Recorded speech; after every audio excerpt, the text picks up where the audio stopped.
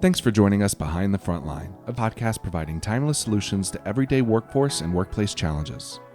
Frontline Training Solutions is an express employment professionals company, strategically placed between the workplace and the workforce with professionals standing by, ready to combat your unique challenges. Learn more about what we do at frontlineon.com. Thanks for tuning in to this special segment of Behind the Frontline, where we went to Denver, Colorado to the Express Employment Professionals International Leadership Conference, and we sat down with some of the top staffing leaders around the country and asked them questions about what challenges they are seeing in the workplace and the workforce, and their thoughts about how companies can become and stay employers of choice. Like anything you hear and want to know more, contact us at frontlineon.com or reach out to your local Express Employment Professionals near you. All right, now we're sitting here with Derek Ilich, who is the franchisee for Ann Arbor Express Employment Professionals, and you just closed on a resale in the Roseville territory. Fantastic. Congrats. Yeah, super excited. And it's ironic because it's literally 10 years to the date of opening my first office. Wow. Yeah, Oh, and my first ILC, so it's really exciting. What a growth. Yeah. Congrats. Awesome. Heather Merrick is the Specialized Recruiting Group Managing Director in Grand Rapids, Michigan. Heather, tell us about your role. Yeah, so my role with Specialized Recruiting Group, it's a partner company to Express Employment Professionals that really focuses on professional search and executive placement. So anything in that mid to entry level, as well as your executives in the manufacturing vertical, especially because that's our focus, and also nonprofit in Grand Rapids. Mm-hmm. Awesome. So with the companies in your area, what are you seeing as the biggest challenges within the workplace and within the workforce? In the workplace, what we're seeing is that hiring managers are now taking more time making decisions on candidates.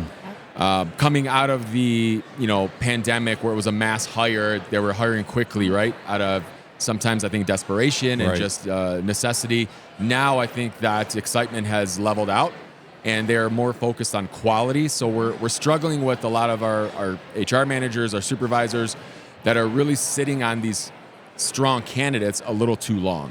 And that's causing some drop-off, right? Because we have a very competitive marketplace out there for job seekers, and that's been the challenge for us. Yeah. What about you? Yeah, I would definitely agree with that.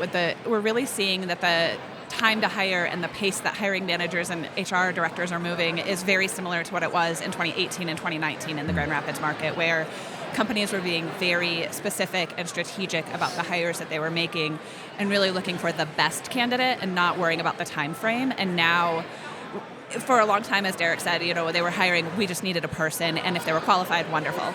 And now we're really seeing that it's returning to those levels. But on the flip side, the candidates are wanting to move quickly. Sure. And that's a change from what we've seen in the last 5-6 years, is that candidates are having multiple opportunities in front of them, whether it's entry-level manufacturing through your executive search, and they want the companies to move quicker, and the companies are losing out on great talent because of the pace of their hiring. That's interesting. Yeah. It's an interesting kind of balance. Like, you got companies that are slowing down, but the people are not, and you could lose out. I think that's kind of what we're saying. Yeah, and we're also, you have to keep in mind that, your traditional manufacturing jobs are competing with these new tech-based opportunities, like this gig work that we like to call, like your Uber and Lyft and DoorDash, where, employees can now pick the hours they work and how much money they want to make, and they don't have to answer to a time clock. So especially in the light industrial manufacturing sector, that's been a really big challenge for us. That's what we're competing against. Yeah. What are some of the creative solutions that you're seeing being offered to help combat these challenges? That's a constant conversation we're having with their clients. The big thing is treat them well from day one. Don't treat them like a temp, which is a 4-letter word in our office. We don't even allow that phrase in our offices. So treat them well. It's all about the culture.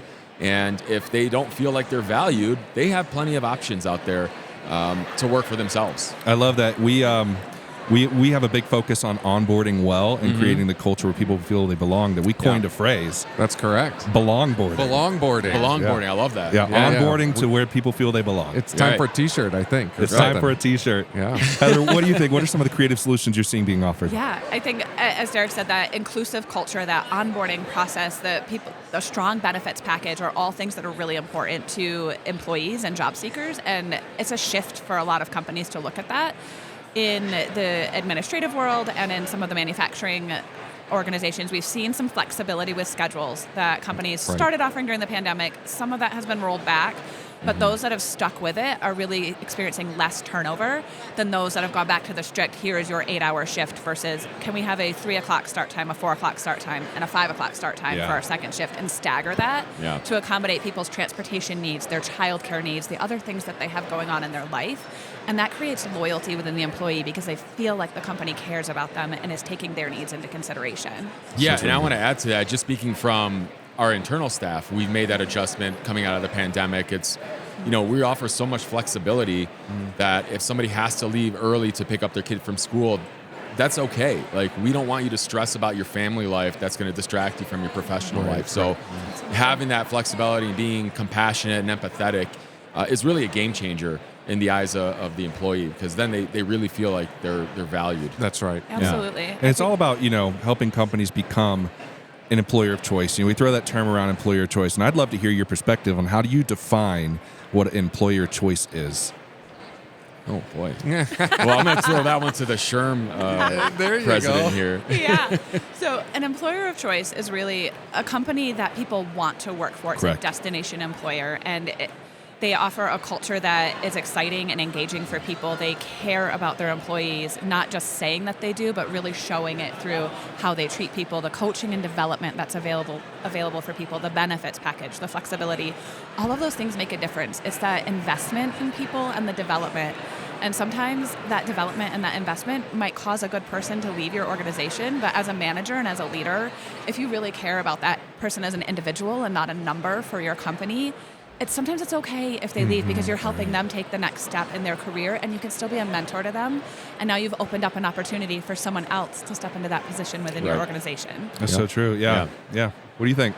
Yeah, I mean, I think the key word is choice, right? So the job seekers have a lot of options out there, and why should they work for my office? Everything that Heather said. I mean, it all starts with that culture of making them feel valued and providing them opportunities for growth.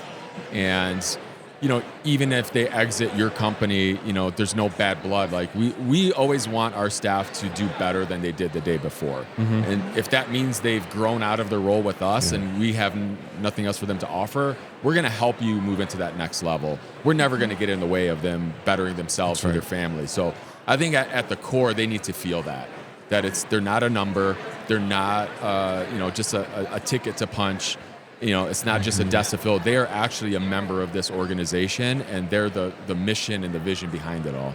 Oh, I like that idea. The whole idea of reputation. What is the reputation you have in your community as an employer, right? And people who are, or companies that are employers of choice, they're selling themselves every day by the conversations that people are having around the dinner table with their friends out in the community. Yeah. That's something to strive for. Yeah. That's so true. Absolutely. So, your perspective, what is your best advice for companies as they're maneuvering this talent shortage crisis, as they're looking through some of these challenges, wanting to become an employer of choice? What would you say your best advice for these companies is? My best advice is for them to take inventory of who they are as an organization. Define your culture, define your vision, define your mission, and make it very, very clear to your entire organization. Good. It all starts there. Then you can hire properly and become that employer of choice, because you know who you are as an organization, and people that are joining your team are going to know who you are as well. To me, that's the most crucial part of it. And I throw that back to the Express Leadership Academy. That's where I learned that from. It's nice. Without those three, culture, mission, value, you're basically running blind. That's good. It's hard to know where you're going. It's all part of the bigger employer value proposition, right? Absolutely. Yeah. It That's really good. is. It really is. And some of that employer value proposition, defining your organization's mission, vision, culture, that also has to align with your reputation and your brand, as Nathan mentioned, right? If your brand in the community and what's actually happening in your day-to-day on the work in your organization don't align, that's where you have that mismatch, and your employee value proposition doesn't really mean anything to the individuals that are hearing it. If your website, your brand says one thing, and what they're hearing from their friends and their colleagues is completely different. Yeah. That's something to analyze as an organization as well. How is work getting done? How are people actually showing up? And that is actually your culture, not the values that you have printed on the wall. Right. Yeah. Interesting. And I love what you said, especially talking about brand, because if you hear the word brand and your first thought is logo, colors, Right. vision. Like, it's wrong.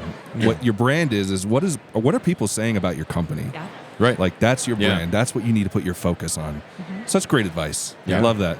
Thank you guys so much. Well, let's No, not let thank them you. get away yet. We have another one question final for question. you. Yes. So this right here is our updated kind of catalog, but it's morphing into more of a magazine. So we're really taking a straw poll of what we prefer to call this. Is it a catalogazine or is it a magalogazine? And we really need you both to vote. Yeah. And notice there's articles. There's we have an internal competition. magalogazine and catalogazine. I'm What do you guys gonna think? I'm gonna respectfully say that neither one of those.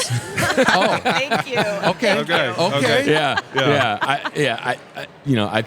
I think it's more of a magazine. I don't think it's I would not say it's a Yes, catalog. magazine. Right? Okay. Yeah. All right, I'm with Okay. you. Yeah. All Yeah. right. Yeah. Heather? That's what it was designed to be. Or periodical. If you want to get fancy, periodical. right? Publication. Correct. Heather, what do you think? Publication. There you go. I've been struggling with the magalogazine and catalogazine terms that have been going Yeah. around the office. I prefer magazine for what it is. It's Magazine. It's quarterly. It has all of the information. It also talks about the trainings that we're offering Right. and the dates that things are All available. right. But ultimately, it's a magazine that also promotes. I think what we're magazine is doing. winning right now, isn't Magazine was my first choice. Yeah. I morphed into Magalogazine to make some people Which has happy. made me Why- laugh every time you've said it. Why recreate the wheel, guys? It's Exactly. a magazine, It's right? a magazine. Yeah. It's All a right. publication. What counts is the content inside of it. All right. Absolutely. Kind of Wisdom. feeling periodical now, though. Periodical. We're getting I very mean, formal. Yeah. Or a Frontline Quarterly or something like that. I like that. Yeah. All right. Oh, right. that's good. Yeah. Well, thank you both so much for taking the Yes, time this to was join Hey, us. thank you. It was really fun. Thank you so much. you. All right. Thank you.